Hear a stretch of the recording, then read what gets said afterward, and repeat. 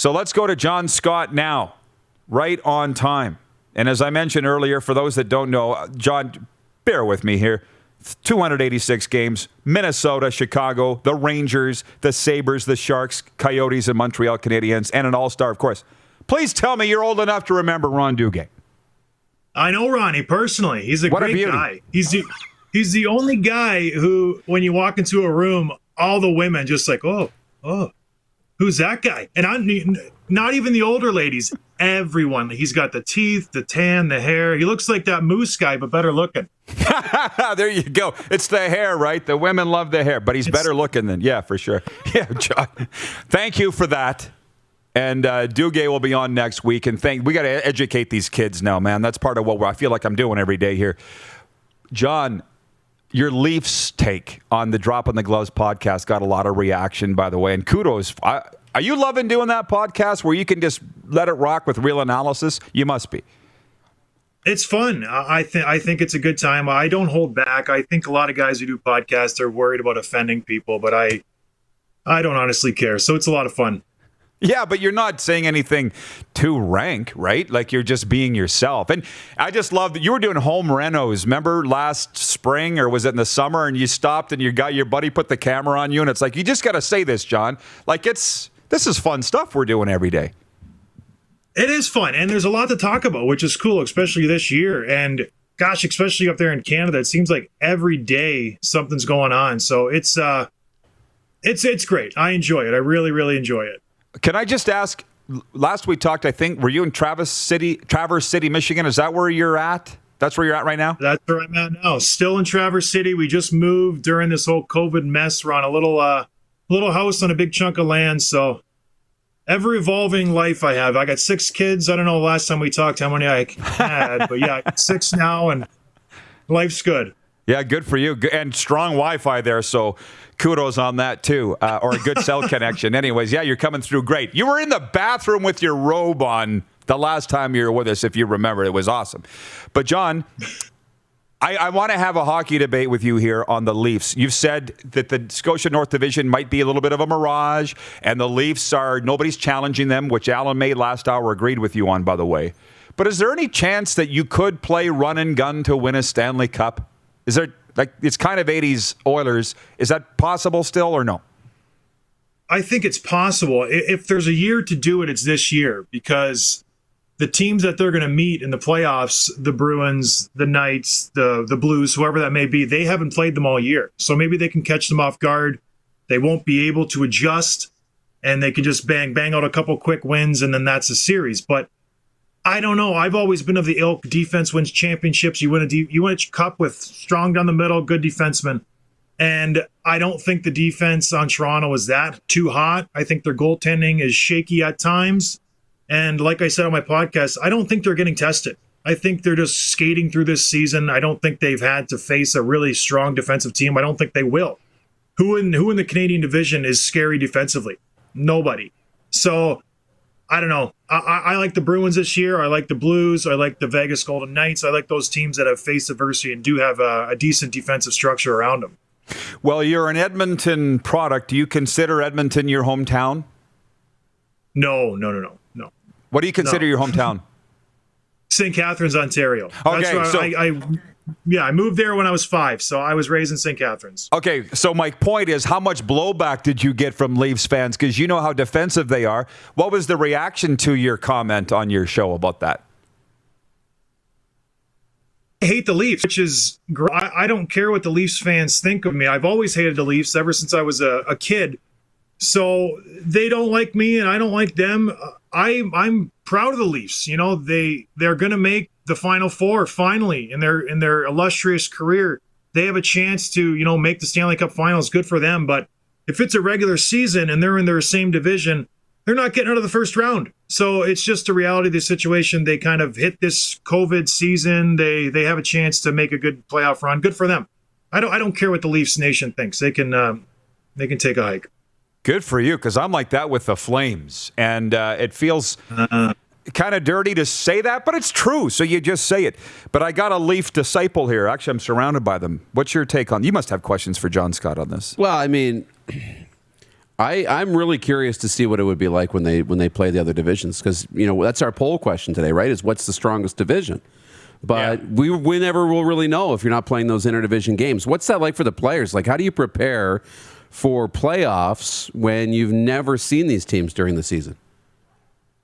Well, no one's been in this situation, and I don't think you can prepare because you still have to get a division, and that's pretty hard in a lot of these divisions. You look at the Eastern Division there with Boston and Philly and Pittsburgh and all those great teams. That's no cakewalk. And then you got the West with the Vegas Golden Knights, Colorado, and St. Louis. That's pretty tough. So I don't think they're looking too far ahead. As players, you don't look a week ahead. Like, honestly, you ask your wife, hey, where am I going this week? You have no foresight at all. Even the coaches, I know I've heard a few of them say, like, we have no idea what's going on in the other divisions. We're playing so many games back to back, 3 and 5. So I think they'll cross that bridge when they get to it. And that might be good for the Leafs just because nobody's scouting them. But I don't know. I hope they win. It's good for hockey if they win. I just don't see it.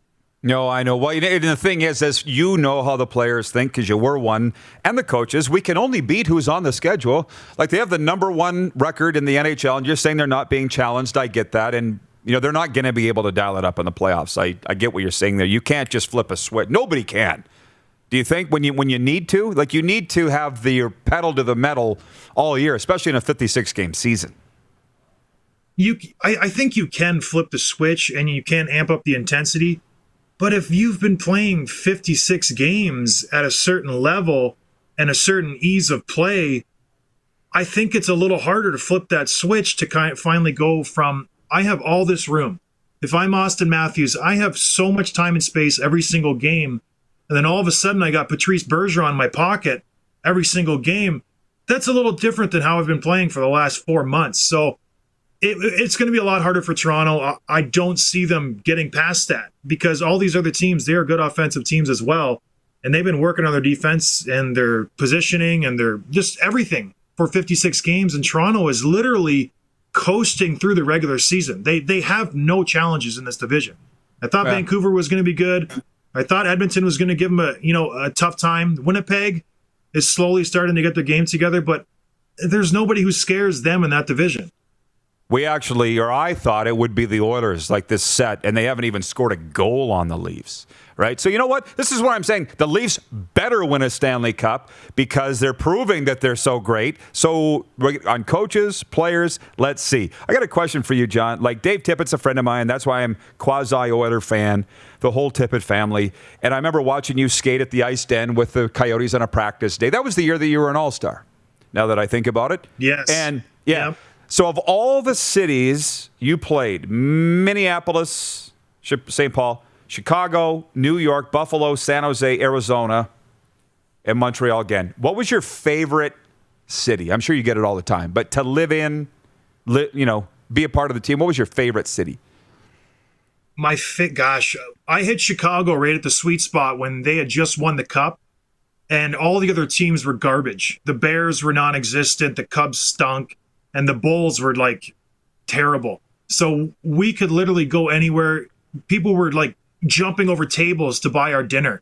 So that was pretty cool. But the overall experience, I think San Jose was awesome. We could go to the beach one day. You can go to the desert another day. You can go to the mountains the other day.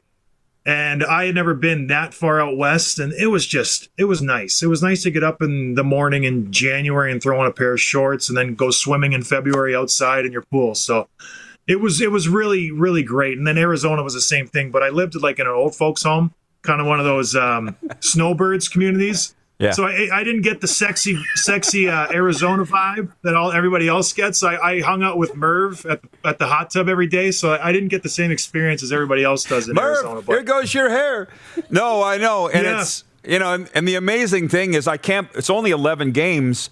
I'm glad I caught you when I did because I thought it was longer. And I was down there. We were hosting, I don't know if you remember that Riderville party, the Rough Riders party. We had all the Rider fans there.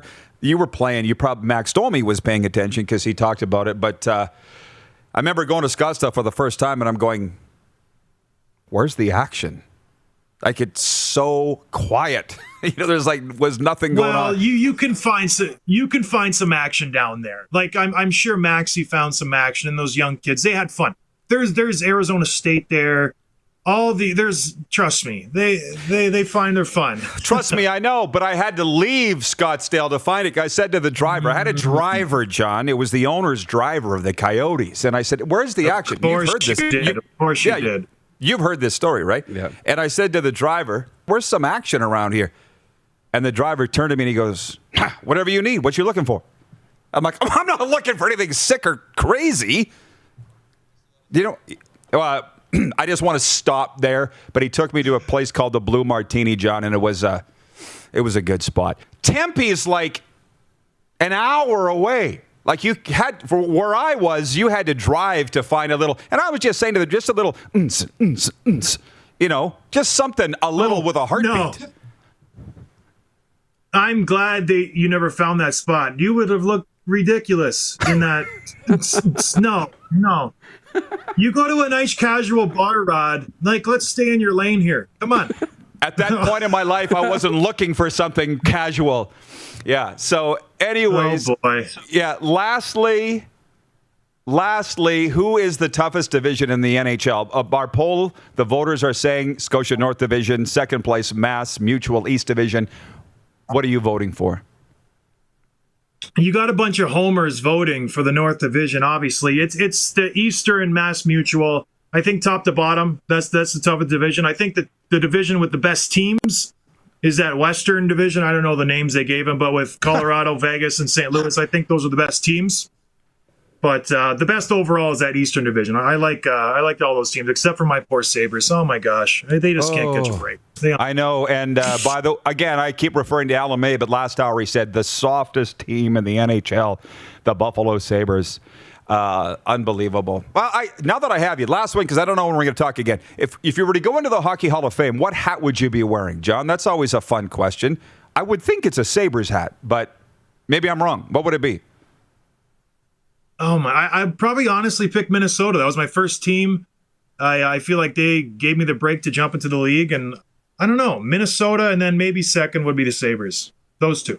All right. Hey, we covered a lot of ground, and the viewers all want to ask about you falling through the pond playing hockey. We don't have time here, but next time, can you tell us that story? It was death-defying, Rod, of course.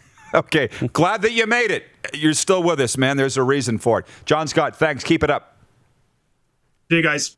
All right, NHL veteran, all-star, John Scott from the Drop in the Gloves podcast. I started to sweat thinking about that Scottsdale story for a second. I'm like, what can I say here? I'm not sure I got it right. You're watching Rod Pedersen On Demand. For more of The Rod Pedersen Show, visit rodpedersen.com or follow Rod Pedersen on social media.